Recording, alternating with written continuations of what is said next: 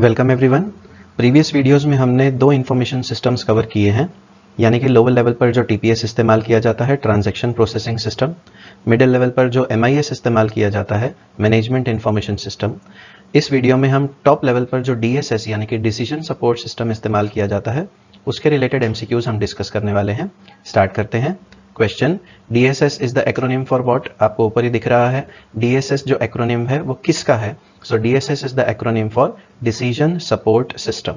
Next question, a DSS is an organised collection of hardware, software, database, telecommunications network and internet, people and procedures. और उसके बाद क्या, यानी कि DSS की क्या रिस्पॉन्सिबिलिटी होती है? तो आपने एक चीज नोट की होगी, जितने भी इंफॉर्मेशन सिस्टम्स हमने देखे हैं, चाहे टीपीएस, चाहे MIS, चाहे DSS, उनमें कुछ चीजें कॉमन हैं। टीपीएस की अगर हम बात करें तो उसमें ऑप्शन नंबर सी मैच होता है, used to input, record, process and store completed business transactions. MIS की बात करें तो MIS में पॉइंट नंबर बी मैच होता है, used to provide routine information to managers and decision makers. और अब जब DSS की बात हो रही है, सो DSS से पॉइंट नंबर ए मैच होता है, used to support problem specific decision making and problem solving. आप याद कीजिए, हर्बर्ट साइमन मॉडल में हमने ये कंसेप्ट देखा था, जिसमें डिसीजन मेकिंग और प्रॉब्लम सॉल्विंग के टोटल 5 स्टेप्स आते हैं: intelligence, design, choice, implementation and monitoring. तो ऐसे केसेस में जब हमें किसी भी चीज के ऊपर डिसीजन लेना हो या फिर किसी प्रॉब्लम को सॉल्व करना हो, तब हम DSS का इस्तेमाल करते हैं। Next question, do the right things is used for what? ये जो लाइन है, डू द राइट थिंग्स, ये किसके लिए इस्तेमाल की जाती है? डू द राइट थिंग्स हमारे DSS के लिए इस्तेमाल की जाती है, यानी कि DSS के सामने आप कोई भी प्रॉब्लम रखिए, वो उस प्रॉब्लम को बिल्कुल सही तरीके से करेगा। ओके, अब देखिए, do the things right is used for what, यानी कि डू थिंग्स राइट, जब हमने दो वर्ड्स को स्वैप कर दिया, ये किसके लिए इस्तेमाल किया जाता है? ये हमारे MIS यानी कि मैनेजमेंट इंफॉर्मेशन सिस्टम के लिए इस्तेमाल किया जाता है। अब दोनों में डिफरेंस समझ लीजिए।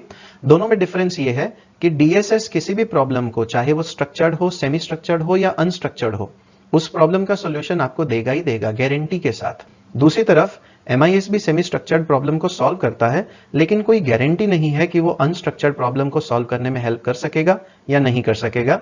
इसलिए MIS के लिए कहते हैं डू थिंग्स राइट। थिंग्स यानी कि किसी भी प्रॉब्लम को सही तरीके से सॉल्व करने की ट्राई करेगा, कोशिश करेगा। नेक्स्ट क्वेश्चन, इसी के रिलेटेड जो अभी हमने देखा, whereas MIS helps an organisation dash, a DSS helps an organisation dash. यानी कि MIS के लिए जो अभी हमने बात देखी और DSS के लिए जो बात देखी, दोनों बातें याद करके आपको यहां पर ब्लैंक्स को फिलअप करना होगा। So MIS helps an organisation do things right and DSS helps an organisation do right things. Next question, DSS is used to solve what? DSS किसके लिए इस्तेमाल किया जाता है? अब ध्यान दीजिए, क्योंकि DSS टॉप लेवल पर है, यानी कि स्ट्रेटेजिक लेवल पर है, तो स्ट्रेटेजिक लेवल पर जितनी भी प्रॉब्लम्स होती हैं या डिसीजंस लिए जाते हैं, उन्हें कहा जाता है अनस्ट्रक्चर्ड डिसीजंस या फिर अनस्ट्रक्चर्ड प्रॉब्लम्स, जिन्हें नॉन प्रोग्राम्ड डिसीजंस भी कहा जाता है। तो एक सीधी बात है, जब कोई सिस्टम अनस्ट्रक्चर्ड डिसीजंस ले सकता है, यानी कि बड़ी प्रॉब्लम्स को सॉल्व कर सकता है, तो वो सेमी स्ट्रक्चर्ड या फिर स्ट्रक्चर्ड डिसीजंस भी ले सकता है, यानी कि सेमी प्रोग्राम्ड और नॉन प्रोग्राम्ड डिसीजंस लेने में भी हेल्प करेगा। So the correct answer is D, all A and B and C, यानी कि तीनों प्रॉब्लम्स आप DSS की मदद से सॉल्व कर सकते हैं। Next question, DSS is most widely used in the dash analysis in an organisation.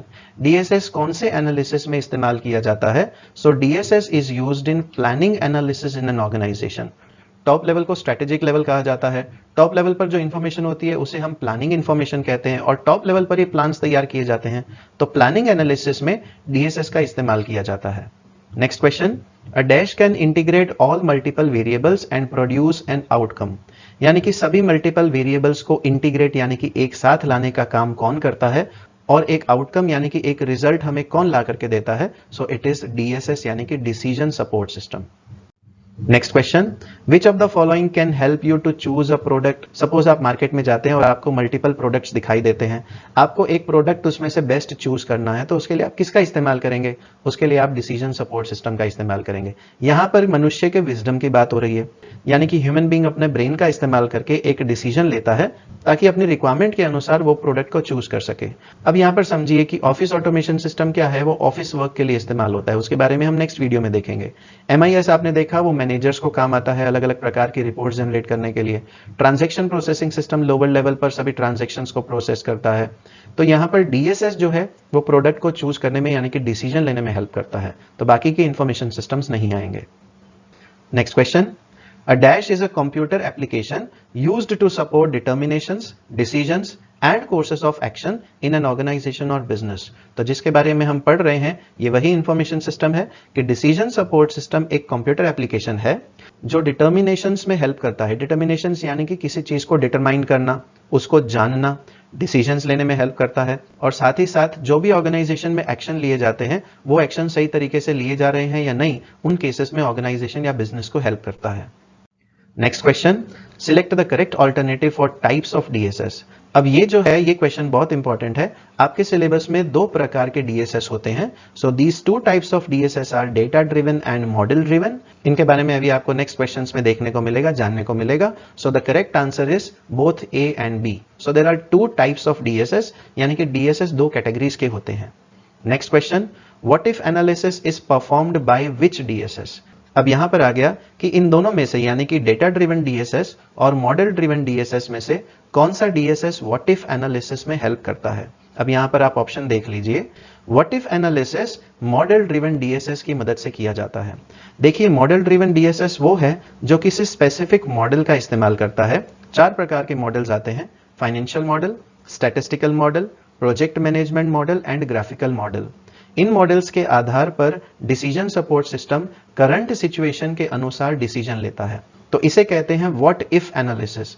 What if यानी कि जैसे आपकी प्रोग्रामिंग लैंग्वेज में डिफरेंट कंडीशंस होती हैं, तो कंडीशंस का एक स्पेसिफिक आउटकम आता है, मल्टीपल आउटकम नहीं आते। आपने देखा होगा इफ का या तो ट्रू पार्ट सही होगा या तो फॉल्स पार्ट सही होगा। ऐसे केसेस में मॉडल ड्रिवन डीएसएस काम में आता है। Next question, the analysis capabilities of which DSS is based on a strong theory और model combined with a good UI यानी कि user interface to make it easy to use। अभी आपको बताया कि वो जो DSS है वो किसी मॉडल के आधार पर बना हुआ होता है और उस मॉडल को इस्तेमाल करने के लिए कोई यूजर इंटरफेस चाहिए होता है और ये मॉडल किसी स्ट्रॉन्ग थियरी के आधार पर भी हो सकता है, उसके हिसाब से फॉर्मूलाज उसमें हो सकते हैं। तो ये जो DSS है जो एनालिसिस करने में हेल्प करता है, ये DSS कौन सा है? तो अभी आपको बताया था it is model driven DSS, यानी कि मॉडल के आधार पर बनाया गया DSS जो आपको व्हाट इफ एनालिसिस में हेल्प करता है। Next question, large pools of data found in major organisational systems are analysed by which DSS। ज्यादातर कंपनीज डेटा वेयरहाउस का इस्तेमाल करके पिछले कई सालों का डेटा अपने डेटाबेस के अंदर स्टोर करके रखती हैं। तो लार्ज पूल्स ऑफ डेटा जो ऑर्गेनाइजेशन का मेन डेटाबेस होता है उसको एनालाइज करने के लिए कौन सा DSS इस्तेमाल किया जाता है? तो ध्यान दीजिए, उसको एनालाइज करने के लिए डेटा ड्रिवन DSS इस्तेमाल किया जाता है। तो अब आपको दोनों में डिफरेंस समझ में आ रहा होगा। Model driven DSS current situation के आधार पर काम करेगा और वो किसी न किसी थियरी या मॉडल के हिसाब से बना हुआ होगा, और ये जो डेटा ड्रिवन DSS है ये पास्ट यानी कि हिस्टोरिकल डेटा को एनालाइज करके डिसीजंस लेगा।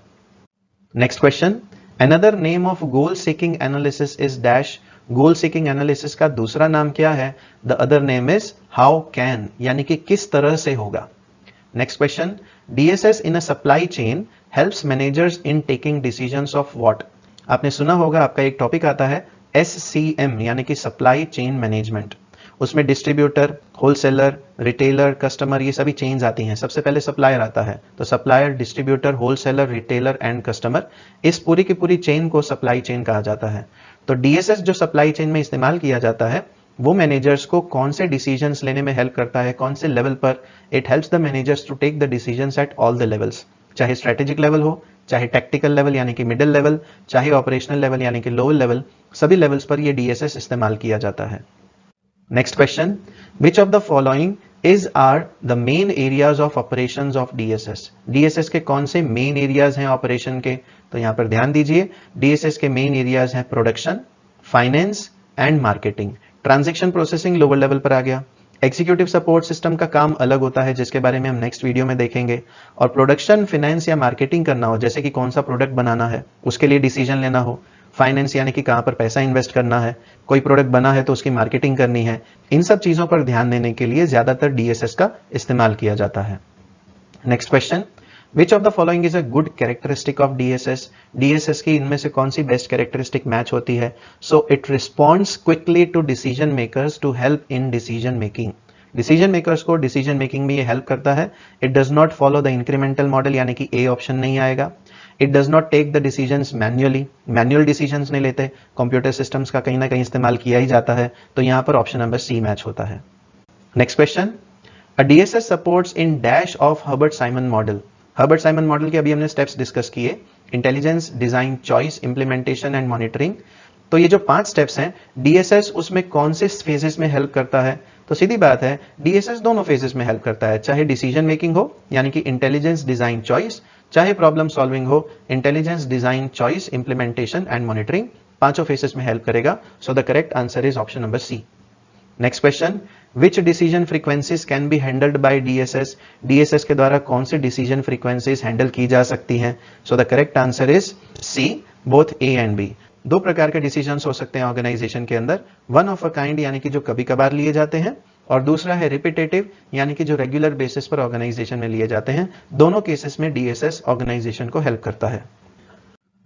Next question, which decisions are handled by ad hoc DSS. Ad hoc DSS का इस्तेमाल कौन से डिसीजंस को लेने में हेल्प किया जाता है?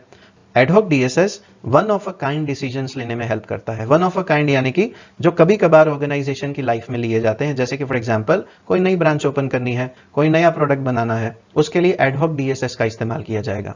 Next question, dash DSS is concerned with situations और decisions that come up only few times during the life of an organisation.